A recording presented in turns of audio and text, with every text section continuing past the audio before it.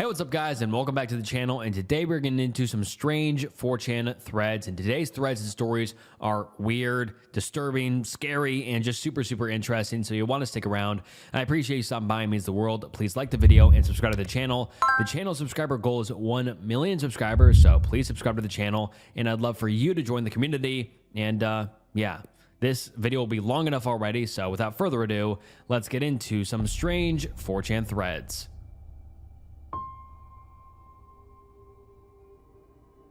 Hey X, this is the first time I've come to this board, and I have 3 Australian stories to share.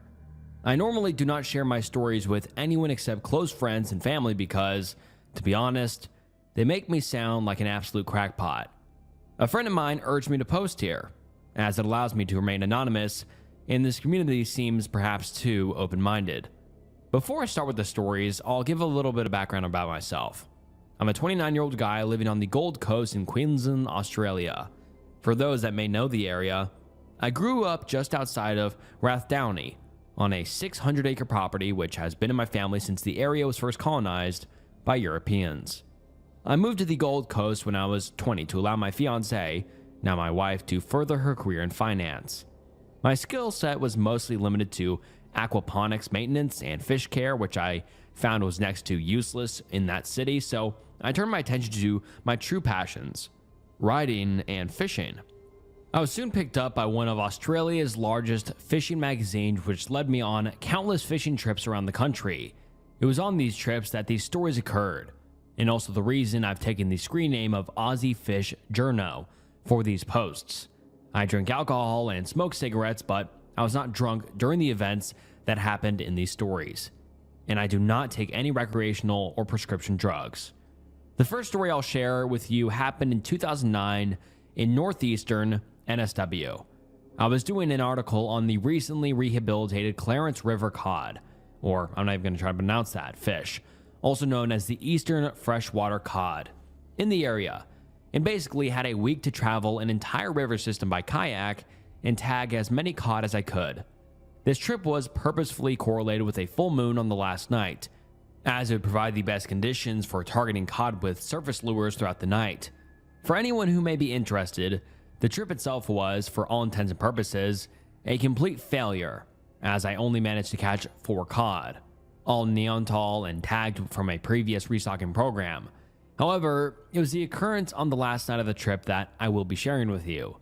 I keep a tight journal on all of these trips as it allows me to add personal and anecdotal insight when writing articles, as well as ensuring that I do not forget to include any important details or events. This is, word for word, but only including pertinent details, a copy of what I wrote in my journal that night. And what he wrote in his journal reads as follows. With a tally of 8 bass, 2 tandans, a spangled perch, and a foul-hooked eel, today was another codless day. The entire camping area above the falls was taken by a cavalcade of caravans, and I settled for a small patch of cleared shrubbery below the falls, but far enough away that I would no longer be in danger of flooding, and so that the crashing water would not keep me awake. 3 curlews entered camp shortly after I was set up, and I offered them some cooked perch, but they would not take it, even after I threw it well out of arm's reach. Ought to see them in this area. Moonrise tonight will occur around midnight, and I will do my best to wake up, throw surface lures at every eddy I could find. Conditions are still comfortable but cold. No clouds or rain. Water is flowing reasonably hard over the falls, but the depth is significantly lower than it was 4 months ago.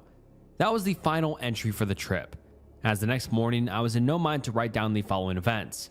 Again, I will try to keep it as concise as possible without missing important details. I woke to my watch's alarm at 11:30 p.m. without worry and made the short walk to the base of the falls. Moonrise was still at least half an hour away, but I decided to have a few exploratory casts, mostly just to try to warm up as the temperature was around the 4 Celsius degree mark. On the 4th of 5th cast, I managed to snag up on something near the other side of the creek. Instead of shining my light over the creek and ruining my chances of catching a fish over the next half an hour, I decided to wait for the moon to rise so I could see where it was stuck and retrieve it the following morning. I sat down and had a cigarette and tried to stay warm.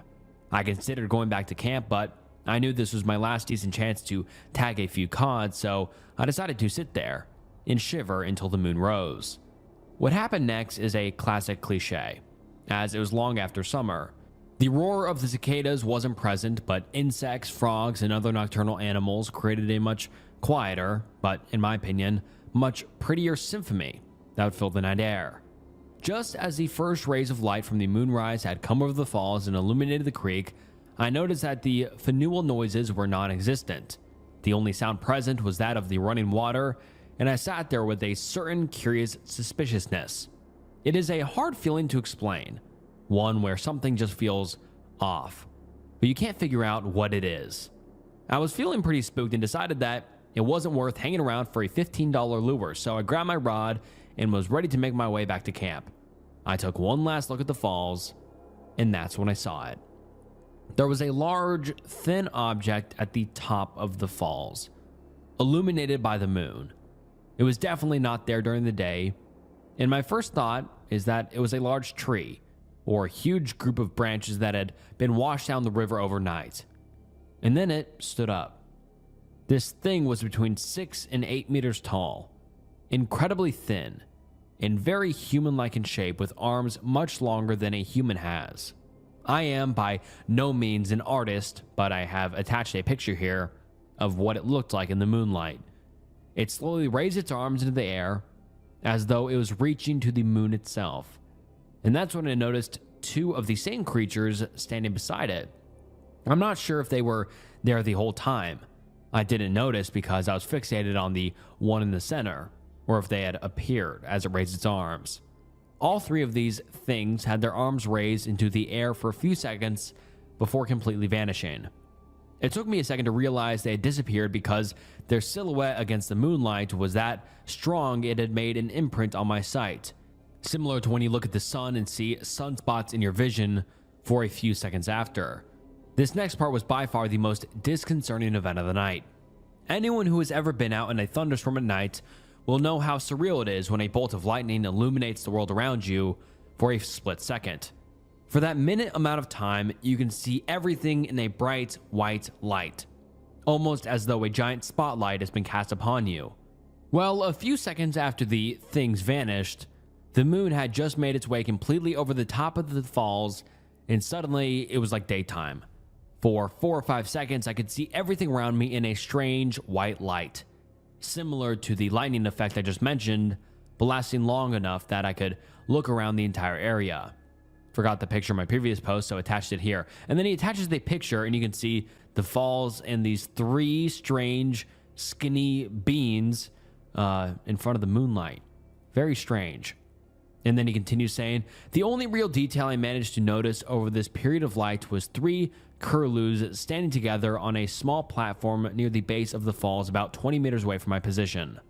And I'm not Australian, so I wasn't familiar with what a curlew is, but a curlew is basically a bird or a small bird with a super long beak that kind of is usually around water. So it's just kind of a bird, a small bird. And then he continues saying, I think the only reason my brain recognized that they were there was because they stood out so well against the water and rock face behind them. And just like the light was gone, the bush once again only lit up by the moonlight. I stood there in shock of everything I'd just seen for at least 5 seconds before a long, whistling sound jolted me back to reality. The song of the curlews. For anyone who doesn't know how the curlews sound, click this link. And then he attaches a YouTube link, and I'll play the sound of the curlews now. And that is a very weird call or sound. I mean, imagine you were out in the Australian wilderness, see 3 creepy figures up above you, and then this plane as well. I mean, like, that is just unsettling, strange, and I mean, it just gives me the goosebumps. And then he continues saying, it's quite a spooky call at the best of times, and given the situation, was too much for me. I dropped my rod and raced back to camp, scrounged every piece of wood I could find in the immediate area, and built a fire up as large as I could. Well, that's basically it for that story. Nothing else eventful happened. I retrieved my rod, but not my lure, the next morning. Traveled downriver and got picked up via 4x4 around 11 a.m., as was previously planned. In hindsight, I wish I had spoken to the caravanners camped above the falls to see if they saw anything that night. I later did a little bit of research and found that large, thin humanoids play a large part in Aboriginal culture from all over the country, often in the form of things like quinkins. That was my first experience with how weird the Australian bush can be, and in all honesty, I stayed away from remote places for quite a while afterwards. However, in the next story that I'll tell, I found that odd things can happen in quite populated areas. This next story happened on one of the many Moreton Bay Islands in southeast Queensland. I normally will be happy to divulge the locations of where my stories have occurred, but in this case, I was asked by the locals, one person in particular, not to tell anyone which island it was. I will say that it is in the southern part of Moreton Bay and has an expanse of mudflats, and he attaches a picture and you can see Moreton Bay. Brisbane is close. I know that's a big city in Australia, and then it's down on the southern islands. I mean, it's a huge area, so yeah, we can't get super specific. But anyways, he continues saying, the Moreton Bay region has quite a history, along with some well-entrenched folklore. Everything from leper colonies to escaped convicts becoming cannibals, and many wars between Aboriginals and European settlers. It is a relatively highly populated area and borders Queensland capital of Brisbane. I was here to get some photos for an article about fishing with bait on inshore, shallow reefs, and hope that I'd be able to cast net a large amount of bait fish such as pike, mullet, garfish, and whiting for bait rigging photos. This particular area was largely unfamiliar to me, but I decided my best bet of catching bait would be to spotlight the mudflats and mangrove areas on the 10 p.m. high tide. I was being helped by an older bloke who had just started a charter boat business in Moreton Bay, and I'd promised to give him some free advertising in the magazine if he could get me onto some good fish the following morning. We headed down to the flats around 9 p.m. and began wading through the murky waters, both with a cast net in our hand and a cigarette in our mouth. This is a fairly customary in this part of the world, as it is the only surefire way of guaranteeing the mosquitoes and midges stay well away from your face. We were both wearing strongly powered headlamps, around the 1,000 lumen mark, which were only turned on a few seconds before throwing the net. Otherwise, you risk spooking the fish. The rest of the time, we were in darkness, out 100 meters from the shore in knee-deep water. Your mind tells you that every rock you step on is a stonefish, and every piece of seagrass that touches your leg is a bull shark that's coming to check out its net feed. So it's a bit of an adrenaline rush. From memory, we were doing quite well within the first half an hour and had 20 or so garfish and a few pike, both perfect snapper baits. We decided to head back to the shore to roll a few more cigarettes and put our captured fish into an esky in the back of my ute. We were almost back, about 30 meters away, when my friend said, "There's someone at the ute." I looked up and could just make out a faint shadow of what looked to be somebody crouched down near the back of my ute, which is a truck. This wasn't totally odd, as there is a permanent population of 120 or so people on the island. But the fact that they were snooping around in the darkness made me very suspicious. My friend and I whispered about what to do and decided that we'd walk through the water as quietly as possible until we were about 10 meters away from the ute. Then we'd hit it with our headlamps at full power and ask this person exactly what they were doing, prowling around our car in the middle of the night. I carry a multi-tool on my belt at all times when I'm fishing, mostly to dispatch fish and cut the line. In this case, it was my Leatherman Surge, which has a responsibly sized knife inbuilt, and although I had no intention or expectation of using it, having it with me did make me feel a little bit better about confronting our prowler. Well, we got about 10 meters away from my ute, and I patted my friend on the shoulder to signal, "Let's do it." Both headlamps came on, fully illuminating a 20-meter area right around the vehicle. What was staring back at us was shocking. This prowler was certainly not human. Standing on two legs about 130 centimeters high, it seemed to be covered in either dense hair or a very heavy coating of mud. In an instant, it turned to us, let out a yelp, very similar to a noise made by a dog in pain, and took off into the mangrove trees, which bordered the east of the mudflats. Its movements were not a run or a walk. It seemed to glide or hover straight towards the mangroves and disappeared into them as soon as it reached the tree line. I only caught a split-second look at its face, but it did not seem ape-like, as is often in case of Yowie and Bigfoot stories, but more like a dog, but with less of a snout. Quite hard to explain and definitely too hard for me to draw. Its eyes were hugely reflective.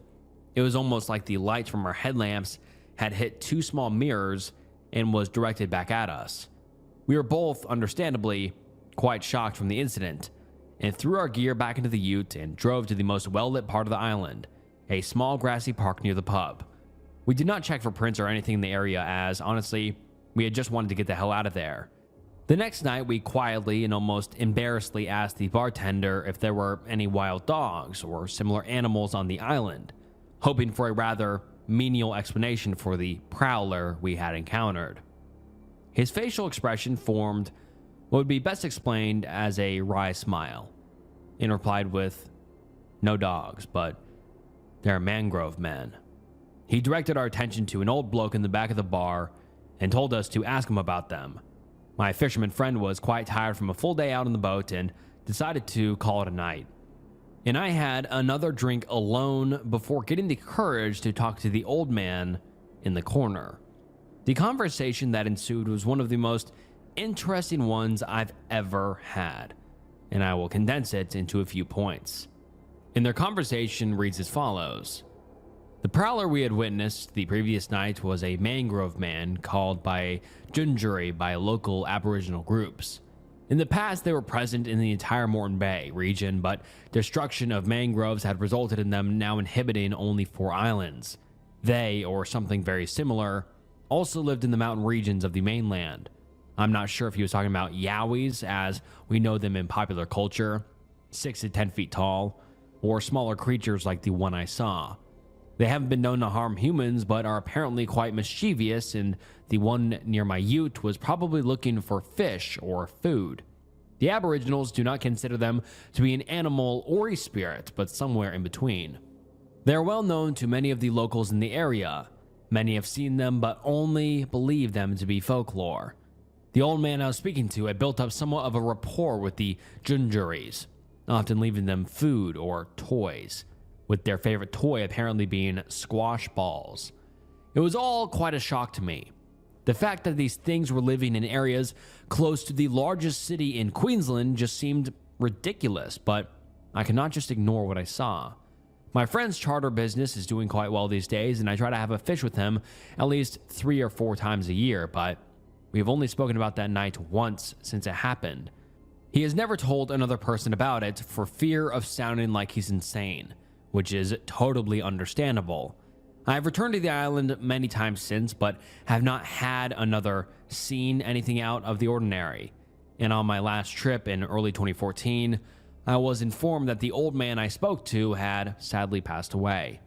I honestly can't help but feel incredibly privileged to have seen something that doesn't exist, and it really changed how I view a lot of things in life. And this is the last story I have for you guys. A friend of mine runs a eel farm just north of Brisbane, and whenever I get the chance, I like to help him out. Now, the farming of eels isn't a particularly difficult process when utilizing modern technology, but it is impossible to breed them in captivity. Their life cycle is actually quite amazing. All the freshwater eel species in Australia actually migrate tens of thousands of kilometers to the Coral Sea to breed, and then their eggs and larvae float back to mainland Australia on the ocean's currents. What this means is that all farmed eels are caught as wild stock, generally collected in their larval form in sophisticated eel traps. However, my friend also offers an eel removal service, where he'll remove mature eels from a water body for a fee. Normally, he'll do this at golf courses or council-owned parks, but occasionally, he'll do it for privately owned farm dams who are looking to remove the eels in order to stock more edible species of fish, which is where this story begins. We are setting eel traps on a property located in the Numbimba Valley, southeast Queensland. This is largely considered to be the westernmost geographical limit of freshwater eels in the region, as they rarely find a way to cross over the Great Dividing Range that runs up the East Australian coastline. This generally means that individual eels are few and far between in this area, but if conditions are suitable, you may get huge populations of very large eels in very small areas. These small areas are generally farm dams, miniature lakes that are built to supply water for small-scale agricultural processes. Because of the high amount of nutrients in the runoff from the agriculture, there is often large amounts of algae growth, resulting in populations of herbivorous fish and then eventually carnivorous fish, and in most cases, these carnivores are eels. The property we were on was in an absolutely stunning area, nestled in a hidden valley between a few of the many unnamed hilltops in the area, with a creek running through the middle. We were camped in swags at the edge of the farm dam, and it was damn cold at night, often dropping into the low single digits. Not the most hospitable conditions, but great for trapping eels, as food sources are much scarcer in winter than they are in the warmer months. I have attached a mud map to this post, where the green represents in the tree line at the base of the hills, the brown is relatively flat ground with grasses and a few eucalypts, and the darker blue is the farm dam. The lighter blue is the creek that feeds it, and the red X is where we were camped. The creek itself is only about 15 meters wide at its widest point, but more than 2.5 meters in some sections, which is quite considerable depth for waterways in this area. We'd set the eel traps in the dam in the late afternoon, cooked some dinner on the fire after nightfall, and fell asleep about 9 p.m. I woke up around 1 a.m. to answer a call of nature. Haphazardly got dressed in my swag and stumbled into the freezing night air. I walked around 50 meters from camp to the eucalypt tree, finished what I had to do, and just as I was about to walk back, it seemed like the whole top of the nearest hill was lit up with an incredible blue light. It seemed to almost swirl around this hill like a quick moving mist, but it didn't seem to be produced from anywhere in particular, nor was it actually illuminating anything in particular. Sounds funny, but it was just kind of there. I stood there for at least 2 minutes, watching it, just sitting near the top of the hill before, almost mesmerized by it, before it slowly just faded away, and it was like never there. I was quite perplexed by this, and in the back of my mind, I was definitely thinking about the strange light I saw at the base of the falls in northern NSW, the first story I told, and truth be told, I was feeling very spooked. When I arrived back at the camp and my friend was wide awake, sitting up in his unzipped swag, I accidentally startled him pretty badly as he thought I was still in my swag, and as soon as he'd calmed down a bit, he said, "Did you see it?" I immediately thought he was talking about the blue light, and I replied with, "Yes." But I was quite taken aback when he then asked, "Did you see its face?" Again, I forgot to add the picture. Here's the map attached to this post, and then he attaches the picture, but yeah, you can see exactly what he's talking about. And then he continues, his story said, as he told it, went like this.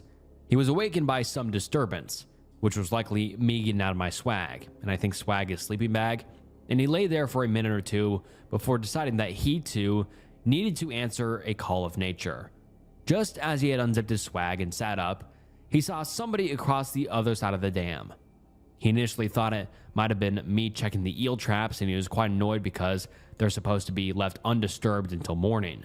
He was about to yell out to me when the person he could see came into the moonlight. They walked to the farm dam in an odd manner. He said they seemed to push their chest out with each step in a pulse-like motion, bent down at the edge and pulled in the eel trap by the rope. Then they picked the trap up and started walking back towards the creek away from the dam. Now at this point, he was beginning to think that it was someone who had traveled up the creek and was trying to poach his eels and traps, so he yelled out to them at the top of his lungs to, and I quote, "Drop that shit." In a split second, the person dropped the trap, went down on its hands and knees, and turned directly towards my friend in a lizard-like motion, and the effect it had on him was incredible. He says it was almost like this thing's face was telescopic, and it jumped out at him from the other side of the dam. And by this point in the story, he was beginning to sob, and I was telling him to stop talking and calm down a bit, but he continued with the story anyway. He seemed to be in serious shock. He was literally frozen with fear when the face jumped at him. and the creature then turned away towards the creek, where he described its movements to be very similar to that of a crocodile entering the water. A few interesting notes. Again, I'm not an artist, but I have attempted to draw the face as he explained. See attached picture. And then he attaches a picture, and I guess this is kind of the nose. It kind of looks like a Goomba from Mario. And its eyes, I mean, this doesn't really look like anything I've ever seen before. I know this guy's not the best artist, but yeah, very interesting shape. Maybe like a gorilla face almost. I don't know. And then he continues saying, I'm not sure if the red lines above the mouth are whiskers or another facial structure, and from memory, he wasn't sure either. I never heard him yell out to the creature, even though I was only about 50 meters away from the camp. I think it's a fair assessment that the lights I saw and the creature my friend saw were probably connected in some way. It was a new moon that night, so it was impossible for the creature to be illuminated by moonlight, as my friend explained. The only explanation I can think of is that the lights I saw somehow illuminated it. At sunrise, the eel trap was out of the water on the ground between the farm dam and creek, but I did not find any footprints or marks at all around it, despite the ground being a soft clay. To me personally, this adds credence to my friend's story, because if he moved the trap and faked serious shock in order to make up a scary story to tell to me, then his footprints would be undoubtedly be around the trap. I sat with him for the rest of the night, and he calmed down a bit, and we left about an hour after first light.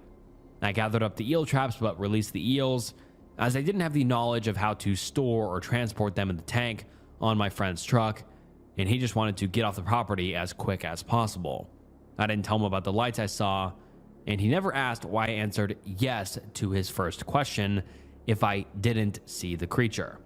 I still go out and collect eels with him occasionally, but he will not talk about what happened that night at all.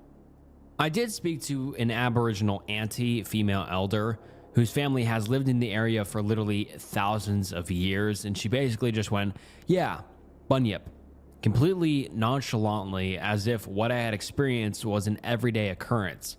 I didn't want to press her too hard for information, but basically they are similar to Junjuris, which this tribe calls Juligers, in that they are an animal/spirit hybrid. However, these bunyips are much more malevolent, and if given the chance, will drag you into the water and down into a spirit world where they live, to be taken with a grain of salt perhaps, but very interesting all at the same time. Well, X, those are my stories. Like I said in the beginning, I don't expect you to believe them. Most people don't. I do hope you enjoyed them though, and if you have any other questions, then feel free to ask. I have a couple of other anecdotal things that have happened to me over the years that I might type out either tonight or some other time. Lastly, I'd just like to apologize for my grammar and spelling errors. I did double check, but it's likely that a couple may have slipped through. I'd also like to apologize for the spelling of the Aboriginal words. I basically spelled them phonetically, as I have never seen them actually written down. So someone posted on here, detailing the unusualness of their fiancé, which triggered me to write this post. About my fiancé. I'm getting close to the end of my rope. If possible, I'd like any advice at all. This all started happening a few weeks ago. My fiancé seemed radiantly happy, going about making wedding plans when her mood suddenly took a 180. I was late getting home from work that day, and when I got home, the entire house was dark. It was 7 p.m. on a summer evening, though, so the lack of lights wasn't too disturbing. But I know this girl, and she loves having tons of lights on everywhere.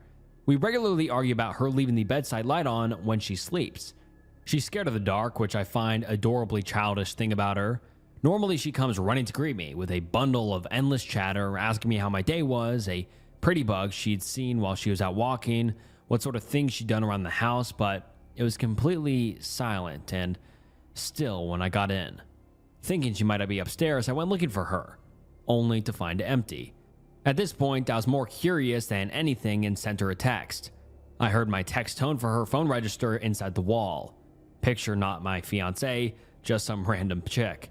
At first, my mind was a blank, but then it occurred to me she was, for some reason, in the loft room, which butted up against our bedroom. The loft room is in the unrefurbished part of the house, which is a farmhouse of 175 years. The floor is broken in. It's full of shit thrown in from years of remodeling, a kitchen island, a honest-to-goodness icebox, and there's a little set of steps. No more than a glorified ladder, really, leading to a little loft. The loft is about a 10 by 10 foot space of ancient, warped boards, nails jutting out and sheet insulation. There's a tiny little room that was put up in probably the 1950s that's no more than a closet. It's maybe 5.5 to 6 feet long, only big enough to put in a bed. There's hooks in it to hang clothes, no windows or electricity. My fiance understandably thinks this room is incredibly creepy. She rarely goes in except to throw in bric-a-brac and store her garden supplies. So I went back through the house to get to the loft and called up to her. No response. So I went up the rickety little set of stairs and peeked into the loft. There she was, sitting on the floor of the little loft room, knees drawn to her chest, arms raised up to her face, and blood freaking everywhere. Cue feelings of dread and panic as I rushed over to her. She was sitting in a bed of glass, which was slowly turning from white to red.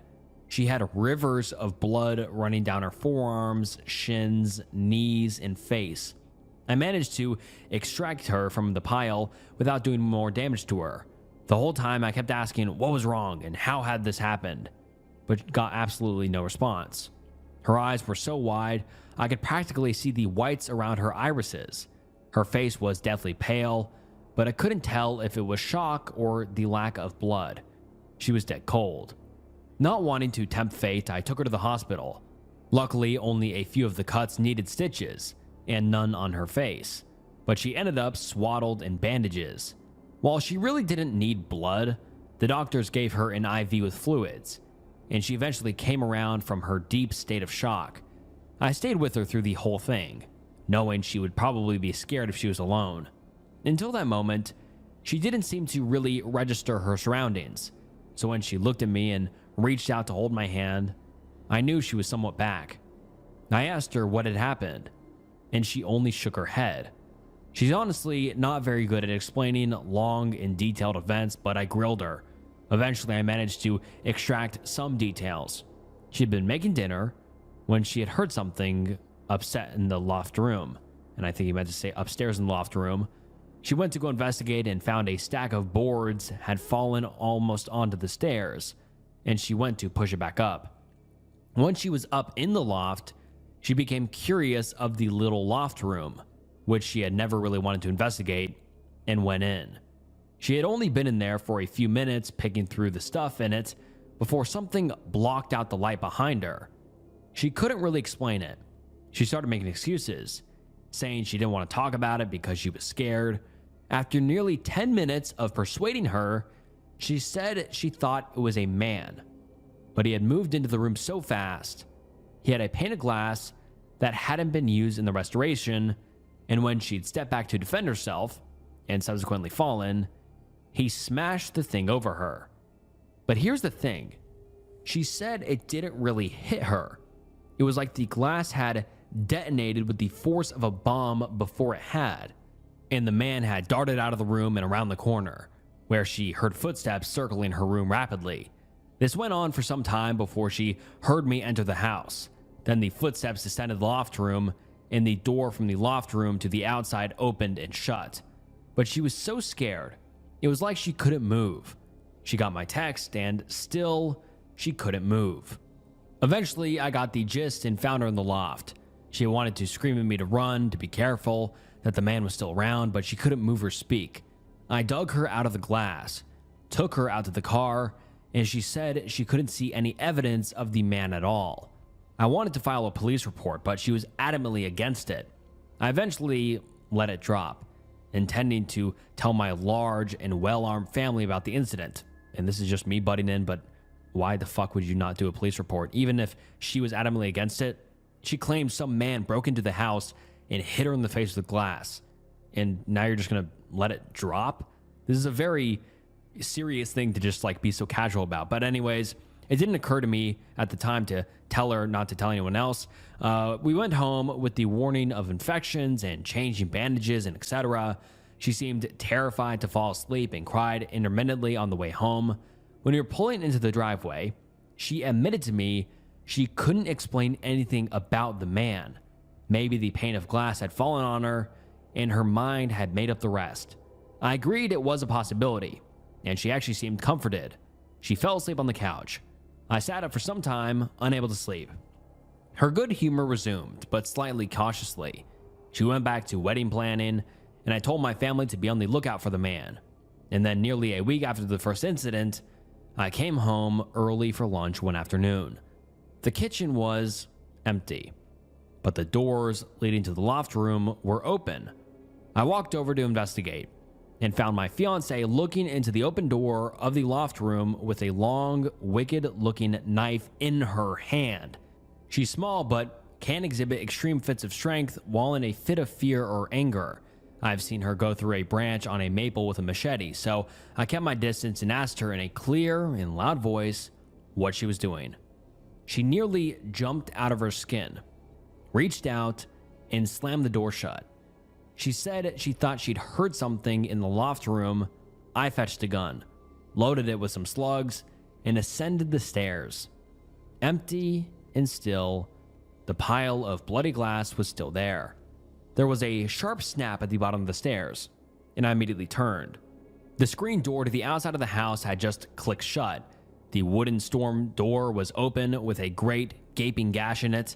I went back down the stairs to find my fiancée, only to see her outside, by the tall grass in the yard that separated us from the hayfield next to our house. She had her knife raised, and as I watched, leapt into the grass. I felt like I couldn't move fast enough. I was about to hit the door when my fiance's tiny little voice chirped up behind me. "Did you find anything?" Sad, bedraggled, and bandaged, she stood there anxiously clasping her hands together. I told her I didn't. I was not going to go outside. I was going to keep my shotgun handy, and if I got any visitors that night, I was going to shoot them. As it was, I did get a number of strange phone calls that night. I was called into work only to find that the person who had supposedly called me confused. They hadn't called, and nothing was wrong. I had brought my fiancée along with me. She was eager to not be alone in the house. The second we pulled into the driveway of the house, I got another phone call. The same person calling me for the same reason and flipping out to the point where he was screaming. But there was no background noise. In my line of work, it's messy, it's dirty, and it's always loud. This guy sounded like he was standing in a quiet room. I just hung up the phone and told my fiancée it was nothing. I turned off my phone and we went to bed. I woke up in the middle of the night to my fiancée shifting. I thought she was getting out of bed, but when I sat up, I saw her standing at the far window, just staring, kind of shifting back and forth from foot to foot. I went over there to ask her what was wrong. She said she was watching the man in the lawn. If she took her eyes off of him, he would move and come into the house. She was protecting me. I looked out and could see nothing. The halogen light installed when I first moved in cast light all the way to the road. All I could see were shadows. I realized she was probably sleepwalking, and she wouldn't notice the difference of being in front of the window or being in bed. So I led her back, lay her down, and plastered myself to her. She fell immediately to sleep and didn't move again the whole night. It was a little disturbing, and when I woke up, I felt a blind little moment of panic. I shook her, and when she didn't respond, called her name and shook her harder. Eventually, she stirred, making upset little chirpy noises, so I let her fall back asleep with a kiss. Then I noticed these scratches on her back. They weren't nearly as bad as the cuts she'd sustained before, but I could see where a couple of them had reopened. Little trickles of blood were running onto the bed. In fact, so I woke her up anyway. She would freak out if she woke up in a pool of her own blood. I persuaded her to come downstairs, informing her she'd scratched her back, and she matter-of-factly told me it hadn't been her. It had been the man with the crazy eyes. What the hell? She'd mumbled this, and she sounded half asleep, so I put this aside and led her downstairs. Now the stairs, for whatever reason, have another normal bedroom door attached to them at the bottom, so you have to open it before you get all the way down. Occasionally, it will be left open, or even partially open, by fiancé or I. This morning, it was open a crack. and I could see someone in the crack looking up at us as we descended. I let go of my fiance and ran down the rest of the stairs, intending to hit the door and smash the face of the person. They wouldn't have been able to get away in time. Indeed, I felt a satisfactory thump as the door hit something solid, and then it just kind of melted, like the resistance was bleeding out of it. The face that was turned up, watching us, turned into a figure darting past the door. An instant later, I heard a clatter in the loft room and the screen door slamming. Fiance suddenly tears past me and out the front screen door. I had not at all been prepared for this and missed my opportunity to grab her as she passed. By the time I hit the front door, she's racing at a clump of weeds and long grass rustling, but she's only halfway across the lawn. I shout at her, and she stops dead. I put on a burst of speed and catch up to her. Fight ensues, we go back inside. I'm furious she ran after the thing. She had been furious and was contrite. She really didn't know what had come over her. At this point, I'm starting to get wary of leaving her alone in the house and take her to work with me. We don't talk about what we saw or what happened. This turns out to be a good thing. By the way, sorry about the wait. I had the last post ready to put up and apparently forgot to submit or something. Indeed, I do have to work, so forgive the excessively long wait in between some posts. My story is about to wrap up shortly anyway. We get back at a responsible time and have dinner. The only downfall is the overwhelming scent of gas. At first, I was afraid the stove had been left on, or there was a gas leak. Nothing of the sort. We eventually figured it to be the smell of methane, and something had probably died somewhere. We spent the rest of the daylight hours trying to figure out where it was, because the smell seemed to travel. We eventually pinned it to the outside corner of the kitchen, and we both went outside to investigate. We didn't find any dead animals. We did find 2 clear footprints of a person in bare feet, standing in the soft soil of the garden, right in front of the window. We went back inside without really discussing it. We made sure everything was locked and secure. I latched the door to the loft room for the first time. It's an eye-latch, so there's no way to open it from the loft room. We went to bed shortly thereafter. Fiance closed the door and then moved the trash in front of it. That night, my fiance woke up talking in her sleep no less than 5 times. As you can imagine, neither of us slept that great. I went into work feeling like shit, alone this time because fiance insisted on staying at home. And I just have to butt in again. Why hasn't this guy called the police? And why would he leave his fiance at home again? Like, what is this guy doing? But anyways, it continues saying, there was quite a stir at work when I got there. Apparently, my uncle had shot a very strange animal. While we weren't really DEC crazy, apparently they thought bringing this mystery animal to them was probably for the best. It was in the back of his truck, and curious, I went over to see it. It looked like some sort of badly constructed dog. Its forelegs and chest were remarkably bigger than its hindquarters.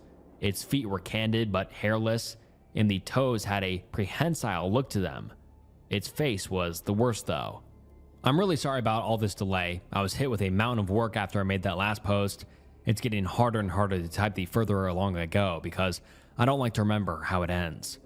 The dog frightened me, but my relatives decided that it was an extremely malnourished dog with mange. I was quick to agree with them. I had enough spooky shit going on without making things up to frighten myself. The dog distracted me well enough for a while, but later in the day I began to worry about my lady. I don't know why I let her stay home alone. She was never particularly brave, but when I had left that morning, she seemed so determined. She was usually agreeable, so I was surprised by this. I was so surprised by her demeanor and I was running late, so I let her stay home alone. I regret it bitterly. I called her when I finally got my half-hour lunch break. There was no answer. I couldn't stand it any longer. What if something had happened to her? I told my manager that my wife was sick and that I needed to go home right away. I don't think he believed a word I said, but I didn't care. I jogged in my car and did about 420 the whole way home. When I got there, the front door was hanging wide open and there were no lights on inside. I had a flashback to that first night that I found her alone and I bolted inside. I'm not trying to sound like a hero or anything, but I rushed inside with no thought for my own safety or well-being. I was focused on one thing and one thing only: protecting the woman I loved. I came through the front door like a man possessed. I don't know if it was the adrenaline or the fear, but I was sweating. The living room was empty. Looking around frantically, I started calling for her when I heard shuffling in the kitchen. Whatever was in the kitchen was casting a large and misshapen shadow, far larger than my fiancé could cast. I grabbed my handgun from the concealed safe in the living room. I have several in different places around the house, and rushed around the corner, barely having time to load the thing before I did. Imagine my surprise when the kitchen was empty. I almost put a slug in my refrigerator. The poor bastard. The adrenaline had turned to rage. Someone or something was hurting the woman who depended on me, and now it was toying with me. I was and am no one's plaything. I needed to control my emotions. I needed to think. The loft room. That's where this whole thing had started, and that's where I would end it. A grim determination came over me. I chambered around as I started up the stairs. I reached the darkened room. I somehow knew what I'd find before I found it. In the rooms were two figures.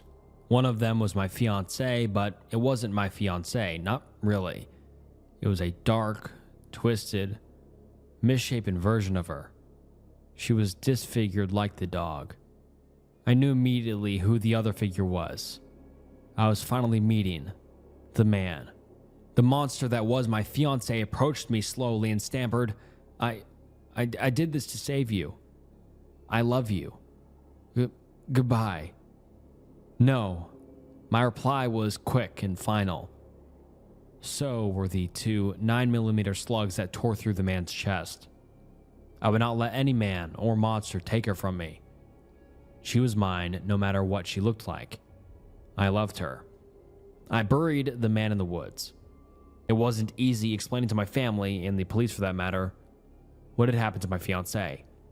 I simply said I found her that way, and she wasn't quite well enough in the head to tell anyone anything besides that she loved me and that I hadn't hurt her. There have been no incidents since. We're scheduled to be married next month. When I was 9 years old, 1999, I ran away from home. My father was a machinist and worked late nights, and my mother was my teacher. I was homeschooled and only knew those two people. My father was an abusive alcoholic and used to beat me, but never laid a hand on my mother. We lived in an undeveloped business area in rural Alaska, miles from suburbia.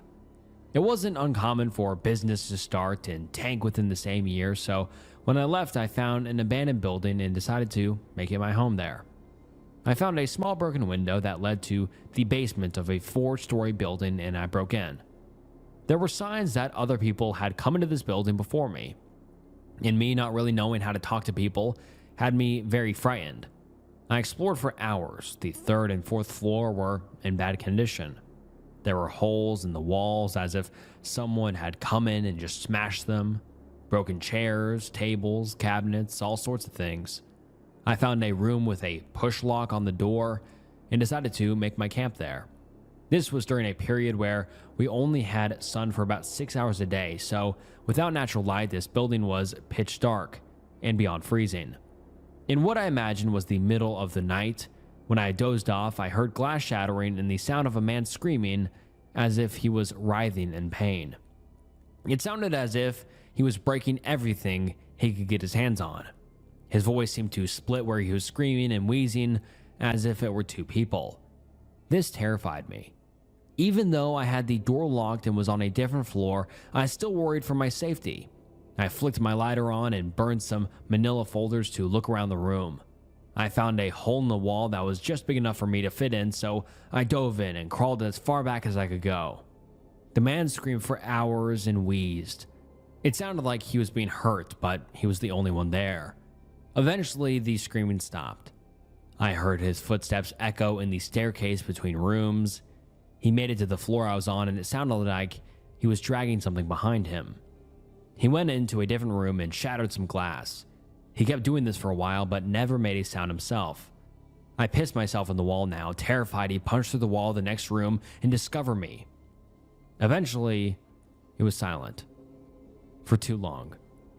I never heard him leave, and although I was tired, I feared falling asleep, for if I snored, he might discover me, and what would he do? After some quiet hours, the doorknob to the room I was in shook. It shook a few more times, and then I heard a rattle. He took a key, placed it in the door, and unlocked it. He stepped in and stayed silent for a few minutes. He left the room walking. Then he started running around in other rooms and dragged something into the room adjacent to mine. Through the wall, I could only hear a crackling sound.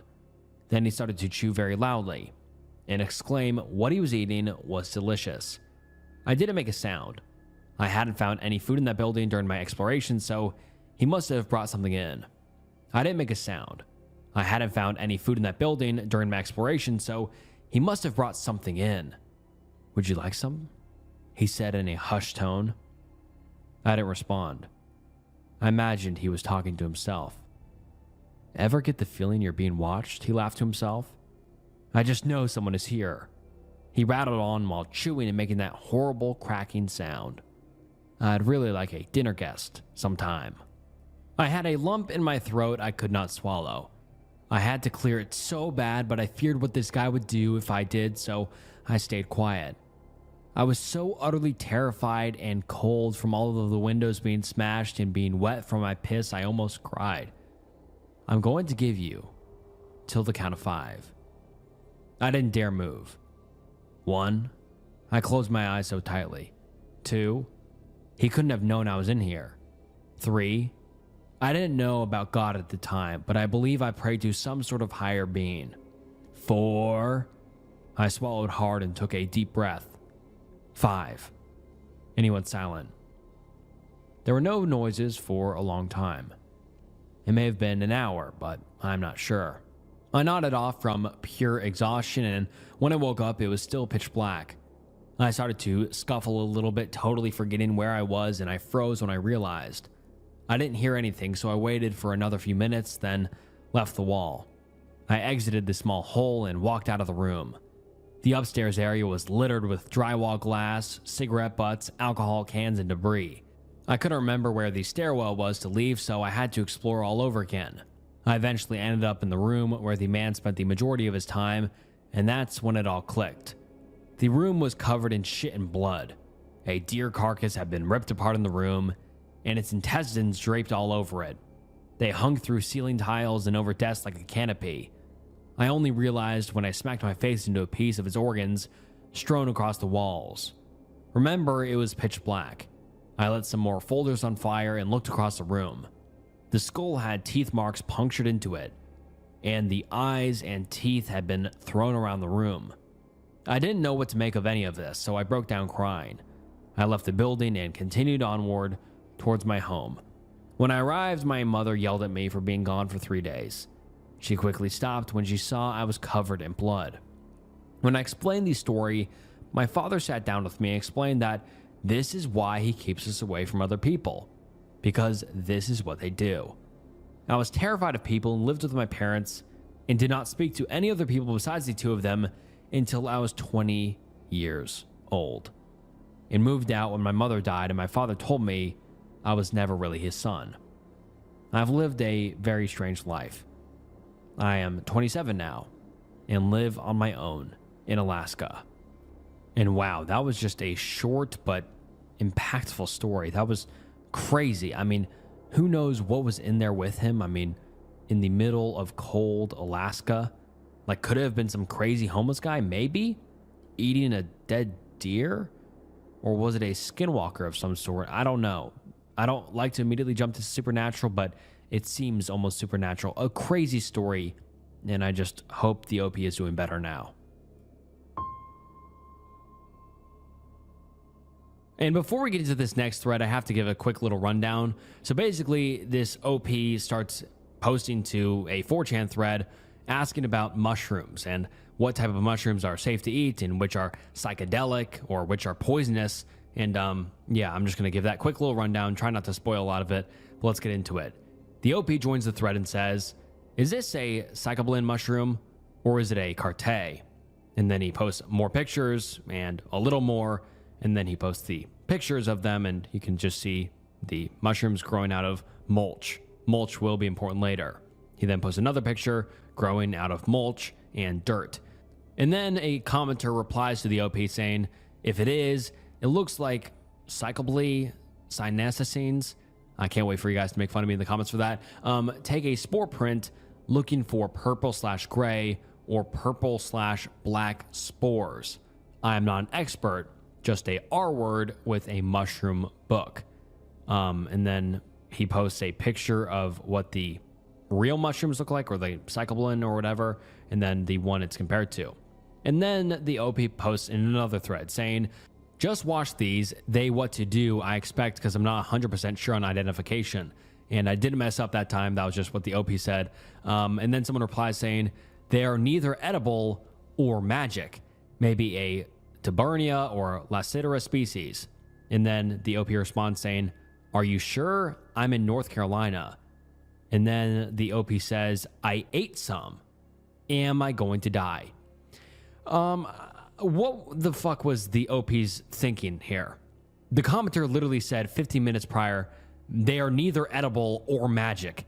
And then 15 minutes later, the OP replies saying, I ate some, am I gonna die? Posting a picture. Yeah, insane thinking by the OP. But then the commenter replies to the OP saying, very sure. I'm guessing you thought they were some psychoblin mushrooms. In North Carolina, you would rarely find P. cuminescens in cow manure, or P. semilunicena, God, that was really bad, in damp fields. The species these resemble, P. sinascines, is only in the Pacific Northwest. In North Carolina, you are not going to find any. Just letting you know now before you waste time. And then the commenter replies to the OP when he said, I ate some, am I going to die? And then a commenter says, you could. Tuberia can cause kidney/liver failure. Did you find them in wood chips or mulch? If you aren't trolling, go make yourself vomit. Remember when I said mulch would be important later? Yeah. And then some commenter says, rip OP. And then another commenter adds saying, oh, and here's a photo of Tuberia furfaria, whatever the fuck that's said. The species you just ate. Just so you know, I'm not full of shit, and I really hope you didn't eat any of the small ones in the bag, which are way deadlier. And looking at the bag, it seems like you have more than just one species. I think I might see a Galernia mixed in there, and it only takes one of those to kill you. And then the commenter adds on saying, what I suspect the small one is. And then someone else says, reverse search that image. It's a goddamn amatoxin mushroom. Jesus, OP. I really hope for you that isn't one of the things you snacked on. Someone else says, he gonna die. Huh. Yeah, this is not looking hot for the OP. And then the OP replies to the mulch question saying, oh shit, I found it's in mulch. And then a commenter replies saying, yeah, go vomit. The poisoning for Galernia takes 3 days to kick in, and there are 0 symptoms until you wake up with jaundice and a failed liver. I would honestly admit yourself to a poison control center. Bring the mushrooms with you. And mulch confirms the Tuberia ID. They are Tuberia, and possibly some Gallinaria. You literally got the worst 2 lookalikes for a magic mushroom that doesn't even grow in your region. And then the commenter says, fuck, are you 100% sure? And then the commenter replies saying, yours are more mature. These spores have started filling in and coloring the gills. At this point, I can guarantee the ID. And then the OP responds saying, I'm trying to puke, but I can't. And then the commenter says, poison control center. This is why you don't eat random mushrooms. And then someone else says, ha ha ha ha ha, dead man's post, I love it. That's what you get, you dumb plumber. And then, yeah, this is not looking good. And then the OP says, help. Oh God, I can't go to the hospital. I have THC in me. Oh boy. And then someone else says, if the alternative is liver failure, I'd get your priorities straight. And then someone else says, am I being trolled? Are we about to watch someone die? And then someone else says, something neat.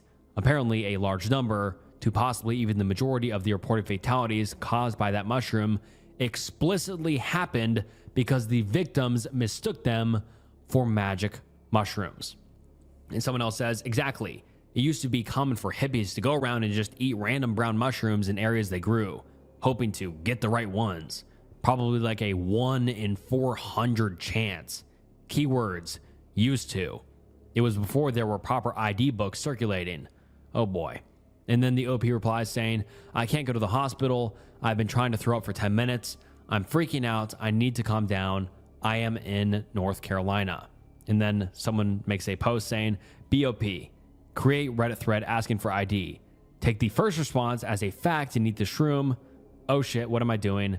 Make this thread, die. And yeah, that's kind of making fun of the OP in a dire situation, but I mean, it kind of sums it up. And then someone else says, this was the small one I was worried about, being pick. I'm not sure what to tell you. Try drinking about a teaspoon of dish soap. That has worked for me in the past. You can confirm that it hasn't been partially absorbed at this point though, so you need to go to the hospital if you don't want to spend the next week waiting for imminent organ failure. Jeez. And then the OP makes a new thread in the third and final thread saying, hello, I posted about a mushroom about 6 hours ago. I have been in the hospital with a sample and they are now monitoring my vitals. And then he says, ask me anything, mates. It was actually a amatoxin mushroom. And then he posts a picture of the hospital as proof. And then there's this article here that says almost 50 of the more than 5,000 species of mushrooms are poisonous to humans. The Amanita species are reputed to be responsible for 90% of fatal mushroom poisonings worldwide. However, Amanita poisonings are uncommon in North America. Most fatalities resulting from mushrooms ingestion are associated with amatoxins within the mushrooms. Amatoxins represent one of the three major groups of cyclopeptides in addition to phallotoxins and virotoxins.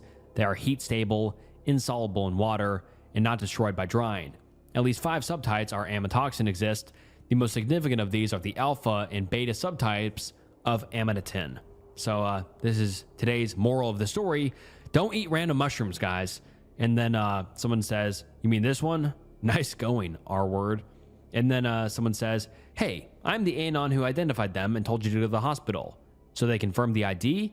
I'm glad you actually took advice and headed in. I would ask why you can't use the same thread instead of making 3, but you've already proven yourself as a total idiot, so I already have my answer. So how much you got in your system? And are you aware that even if you survive, you may be about to go down in/an infamy forever?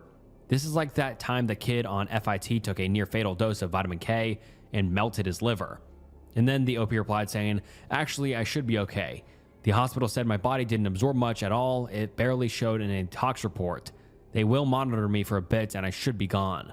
Also, note to self, don't smoke 6 grams of loud and try to find mushrooms.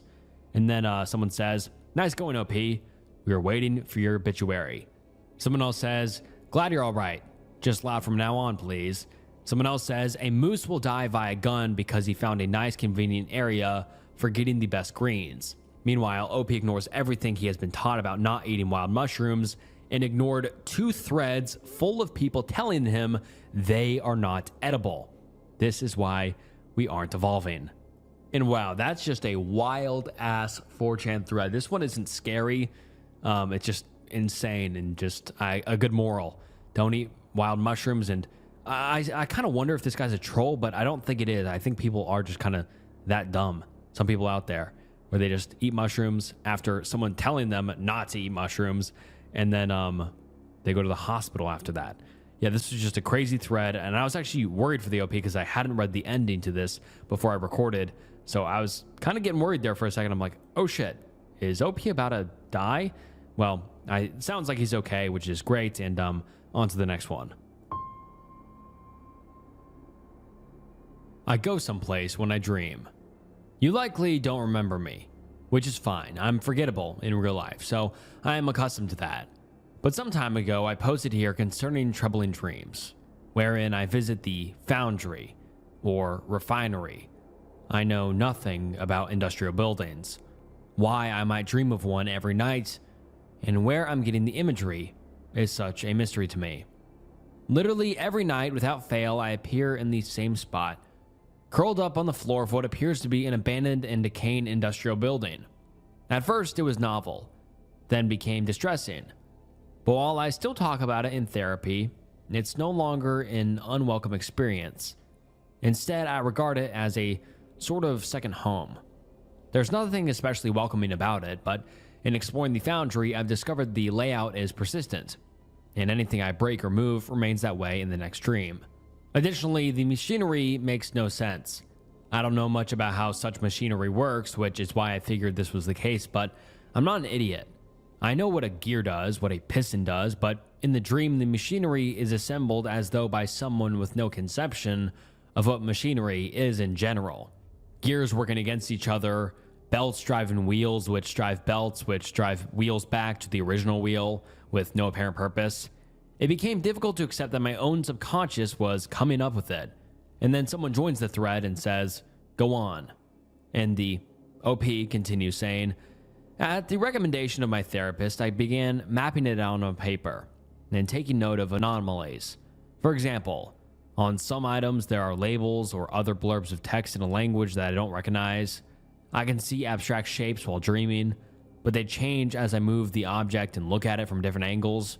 And I cannot clearly recall any individual character when I awaken. In every dream, I am wearing whatever I had on when I went to bed. I began to experiment by stripping off my clothing in the dream. Of course, when I woke up, I was still wearing that clothing. I don't know what I expected to happen. Once I began mapping and experimenting, a new element of the dream appeared. One or more people following and monitoring me. I would initially never see them, only hear their footsteps on walkways above me, fleeing when I'd try to chase them. There is a light coming through windows, but it cannot be natural sunlight.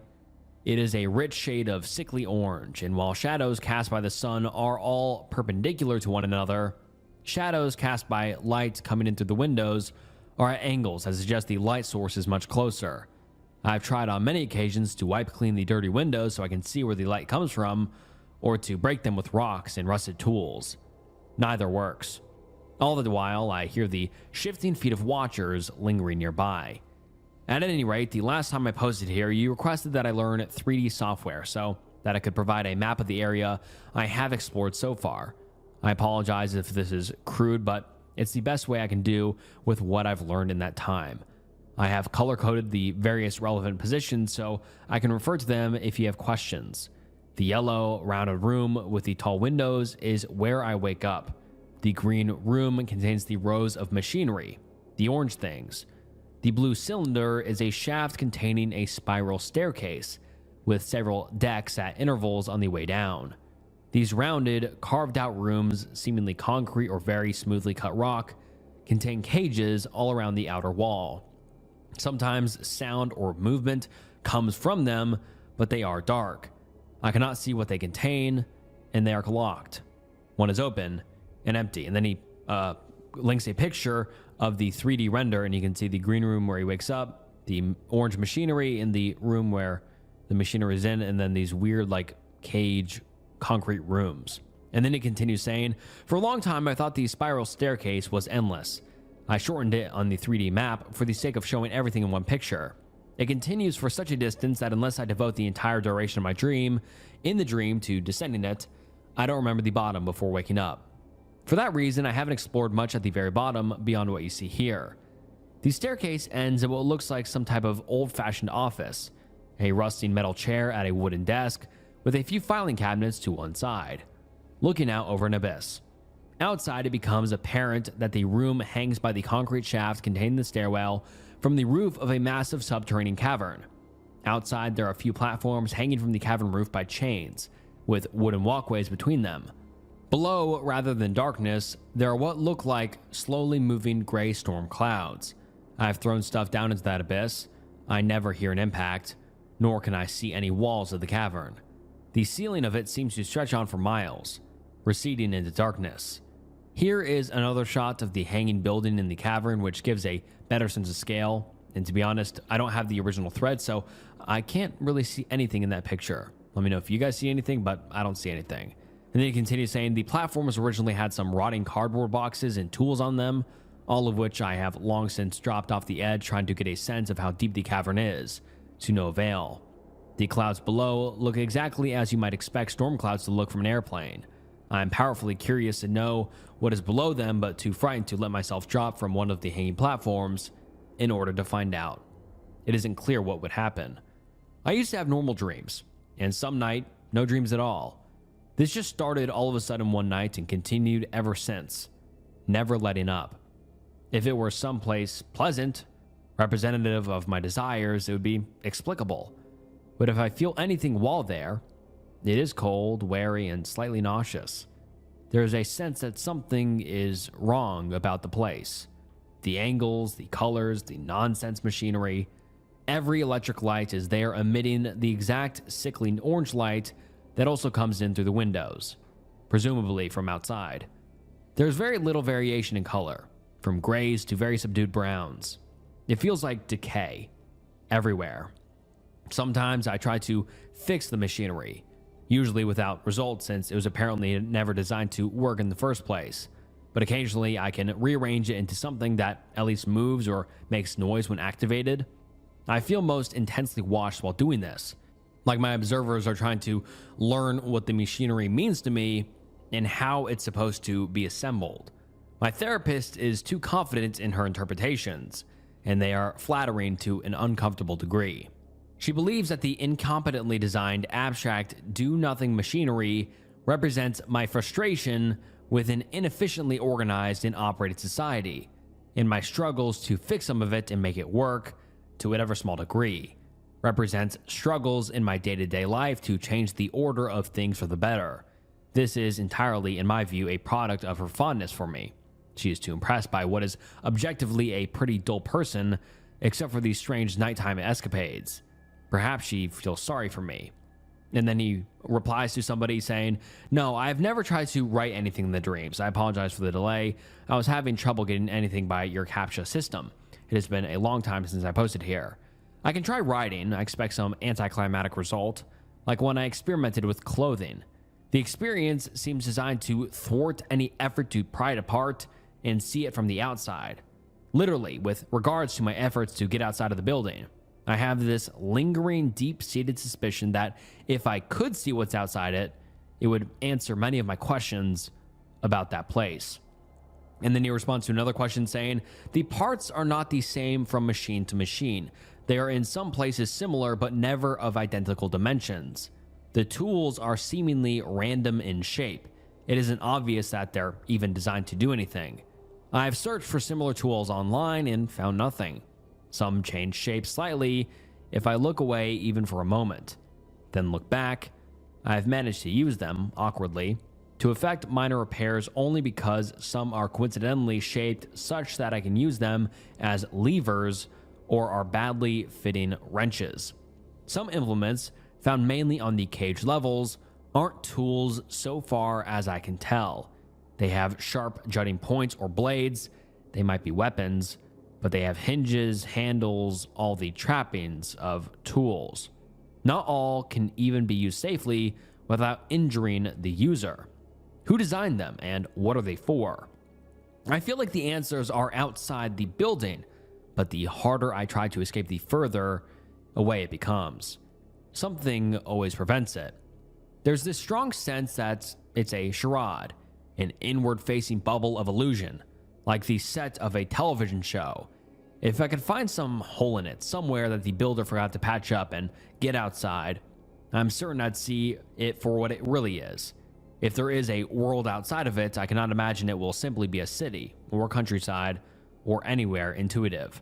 The cavern seems to preclude that, as does the deep tungsten light coming in through the tall windows at angles all wrong for sunlight. Perhaps it's all underground, or perhaps there's some land outside of it, with something other than the sun bathing in it, that nauseating orange light. I'm desperate to find out, and in the past few nights, every effort has gone towards probing the furthest reaches of the building for some escape. So far, nothing. And then a random commenter asks, "Have you ever tried holding onto some object like a tool until you woke up to see if you could bring it with you out of the dream?" And then the OP responds saying, "Yes, with the same result as the clothing experiment. For a time, I accepted that as proof positive that it was in fact just a very persistent reoccurring dream. I moved from that to taking very seriously the possibility I was losing my mind. Following some soul searching and self-testing, I determined I am still in fact sane, just rattled by an unusual experience that won't stop. There's something wrong with it. Little things, like there aren't any plants. In a lot of these urbex photos of abandoned industrial buildings, there's grass, moss, whatever, not in the dream. No plants, no rats, no living things other than myself. Little things like that, and the chairs aren't all the same size. Some are small enough to not quite be plausibly child-sized, but still difficult to sit in. Others large enough you must hop to get onto them, often skewed at a slight angle, like slightly melted. Like the tools, none of them are right. I can't believe this is, or is a reflection of, any actual industrial building that ever existed. And then someone asked the OP, saying, "Didn't you say you saw a creature previously?" And the OP responds to this saying, "The boy in the overalls. It was exciting when I finally caught him. I believed he was the source of the footsteps I've been hearing. But even when holding him down, trying to get a look at his face and discovering only a smooth, featureless, expensive skin where it should be, smooth as an egg, even then I heard the footsteps and shuffling of nearby observers. He has also been following and watching me, but he isn't one of them. I haven't seen them yet. I think he used to be in the one cage that isn't locked, part way down the stairwell. He got out, or someone let him out, possibly. That's what's in the rest of the cages." This is a close approximation of the color of the light, and then he links a photo, and you can kind of see the orangish yellow light. And then he continues saying, "From outside and from the bulbs. Why this color? I thought it was grime on the bulbs or that they were tinted. They aren't tinted. The glass is dingy but clear. All light, regardless of source, is the same gross orange. The only respite from it is darkness. Sometimes I turn off the lights in the stairwell just to escape that color. That was before I found the cages. Now I don't want to be in that stairwell with the lights off. I can't entertain the thought of being in that cage for more than a moment. That's where the boy in the overalls came from. And I have an unwelcome suspicion that I'm intended to take his place. I avoid it now, but it is always on the back of my mind." Someone asks, "Also, preform experiments on the boy. See if he/she is in pain. Most likely not. If so, try to cut him a mouth." That's a little bit of a sadistic question, but then the OP replies saying, "He's scared. He writhed under me and made muffled, distressed noises through the skin. There was no jaw movement when he made those noises. If I cut into that smooth face, I'm not certain there'd be teeth and a tongue under it. Perhaps just a equally smooth, featureless skull. I think he knows what is wrong with this place. It could be he was changed to prevent him from telling. I've also thought that he might have been someone else who had this dream, that I might end up like him. If I could see into the cages, it might answer that. I tried rigging up a light on a cord, but the shadow inside has substance, volume, like a mist or cloud. The light only penetrates so far. I can hear something, a grinding and a dull, muffled moaning. I can see hints of motion in the shadow, but nothing more. I hate that part of the building, and don't want to visit it without good reason." And then someone else asks, saying, "You just said there were no living things, and now you're saying there was a kid? Why didn't you bring this kid up from the start?" And I do agree with that question. I mean, it's kind of weird. He said there was no creatures or people, and then he just brings up this kid from out of the blue. But the OP responds saying, "I meant plants and animals. There's no growth, typical of abandoned buildings, nor rats you'd almost normally find there. The boy is not clearly a normal human being, and maybe something like a hallucination. His anatomy is implausible. There are no orifices through which he could breathe, for example. Like the machines, there are obvious problems with the logic of how he works. I wish there was some way to communicate." And then the OP says, "The writing idea is novel. I will try that tonight." And I think that's him referring to writing on the pieces of paper he finds. He also says, "I'm concerned that if I spend the money on an old camera, I'll just be thwarted again. The recurring theme is that of a carrot dangled in front of me and then yanked away every time I reach for it. This place defies every effort to pin it down and extract details from it beyond what I'm apparently permitted to see and map out. At times, I resign myself to this. At other times, I'm consumed with frustration and the drive to find some way outside, to pry answers from this place. When I am content with the mystery of it, I am for some reason able to venture further, see more. like I'm being punished for trying to color outside the lines. And then someone asks, saying, if you can supposedly take things into this world. And then the OP says, I've tried that in both directions. In the dream, holding a tool until I woke up, while awake and in bed, clutching my notebook and trying to take it with me. Only my clothes make it through. I think what is being transferred here is my outer appearance, not objects near or on me, like a projection. I have no strong religious convictions, but some degree of spiritual feeling. I've never fit into any organized conception of spiritual belief. I have no concrete ideas about beings or places. My only experience with that sort of thing is this foundry. I can't say whether it's supernatural. It defies every effort to prove it's anything other than a dream, while simultaneously showing uncanny, impossible to ignore signs that it is a real and persistent location that I somehow visit while unconscious. I would like to see what my brain looks like to an fMRI machine while I'm there. I'd volunteer to be studied, but I doubt anyone with access to that equipment would take me seriously enough to go through with it. And then someone says, if you change something in the surroundings, like for example, scratch something on the wall, does it last until your next visit? And someone else says, and anything I break or move remains that way in the next dream. Well, he just answered his own question. He says, it is, in fact, persistent. Everything is, each night, the way I left it the prior night. That's one aspect that makes it difficult to accept as a recurring dream. Why is it so specific? Why the particular unusual properties that are consistent throughout the structure? Why that color of light from every source? Why no bathrooms? Why no exit signs? The drawers have no handles. It's like it was built by someone who only had descriptions of factories, refineries, and so on to work from, but didn't actually understand what they are for. I need to understand what's outside to know how much, if any, of my suspicions are accurate. Someone else says, leave something organic, probably some small amount of food. I'm curious if it'll rot until your next visit. And then the OP says, I can try to bring food with me, but I don't expect I'll have any more success with food than with any other object I've tried to transfer. Is there some removable part of my body, like hair or nails, that would show visible signs of decay over time? I'm not going to cut off a finger or something. I have injured myself, just cuts, in an attempt to see if there would be a fresh wound or at least a scar when I woke up, but there wasn't. But the pain was absolutely real. I can cause pain to myself there and feel it exactly as if I were awake, hence my reluctance to drop from the suspended platforms in the cavern. I have no idea what might happen if I die there.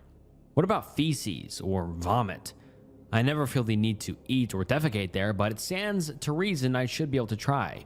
And then a commenter makes fun of the OP for that last little bit, posting a picture of some AI, which I guess he thinks are the Watchers or whatever. And then the commenter says, oh, for fuck's sake, what is it? It's a test animal. It took a shit in the maze. Well, clean it up. We can't interfere in any way or it would ruin the purity of the test.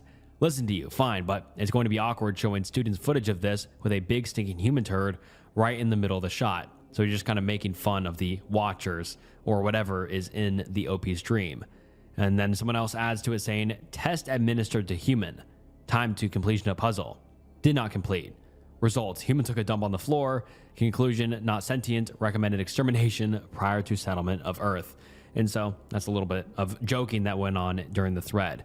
But then the OP continues saying, the time you were undressed yourself in the dream, did you find your clothes where you left them the next time or were they gone? And the OP said, gone. I did think of taking them off every time and building a gradually larger pile. Anything to try and provoke some kind of intervention from whoever watches me while I'm there. They might have been taken away and burned after I woke, or somehow returned to my body as of course I woke up in those same clothes.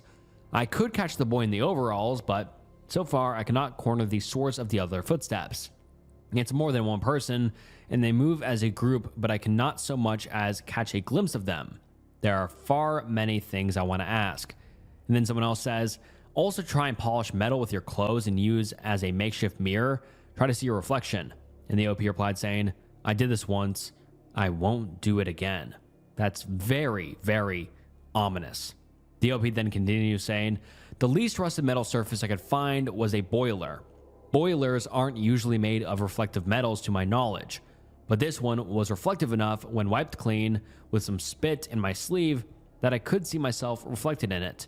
My face was featureless, identical to the boy in the overalls. It's wrong, or the reflection was distorted. I can see while I'm there, so obviously I have working eyes. I don't want to try again. I don't want to see that. It's enough to know I have eyes. I can speak, so I know I have a mouth. When I touch my face, I can feel my mouth and eyes. I don't need to see my reflection. I'm not doing that again. It isn't necessary. That's very, very ominous to me and honestly creepy. But someone says, if this is an experiment, I'm betting everything that it's to test the lengths you will go in order to satisfy your curiosity. That includes experimenting on the boy and cutting off a limb or jumping to your death. That's either the success or failure condition of the test, and the only surefire way to bring it to a conclusion. And the OP replied saying, I'm afraid to try this, but at the same time, what you say makes a lot of sense. But so did an earlier suggestion that I tried to create order in cemetery by returning the boy to its cage. Both assume it's a game or a puzzle with some way to win or lose. That could also be a red herring. Someone else says, what are you seeing the therapist about? And the OP responded saying, the dreams, originally. But she's part of a university training thing for psychology students. She isn't properly qualified, but it's free. I'm no longer distressed by the dreams, nor do I still think I'm losing my mind, but that doesn't mean I'm okay with it. You have some sense of normalcy and continuity to your life where nothing obviously abnormal happens in day-to-day experience, but it happens to me every night. We aren't made to cope with that. We can handle short bursts of it, but when it's there, night after night, and there's no escape, the anxiety makes it difficult to think clearly. Sometimes I get locked in these patterns of thought where I don't want to remember being in the cage room or looking at my reflection, but I am pulled back to it over and over, like a computational loop, like having to return there every night. And then a commenter says, can you draw one of the rooms up with detail? Not too much, just to understand what it looks like. If you could, the room with the machines would be cool from what you would see if you walked in from the door. That was terrible grammar, but I hope you understood that. And then the OP replied saying, I can try that for the next thread. I'm not a very good artist. I've been choosing pics that are as close as I can find. But yeah, if you can tolerate poor drawing skills, I'll do that for the next thread. Based on suggestions, I also intend to draw something with my finger in the grime on a window or to use something sharp to carve words into a wall. I'm curious to know whether words I write will be impossible to visually comprehend or if it's only the language already written someplace in the foundry. And then the OP responds to a question saying, why no mirror? And the OP said, it has taken a long time to come to terms with this. I'm just now to the point where I've made peace with the knowledge that, based on what I've seen, this will never end and that each night, regardless of what I want, I have to go back there. It is not so much seeing my reflection that I can't handle on top of all that. It's what some in this thread have suggested that it means with regards to the cage and the boy. Someone else says, I won't lie, your attitude is weirder than your experience you're describing here.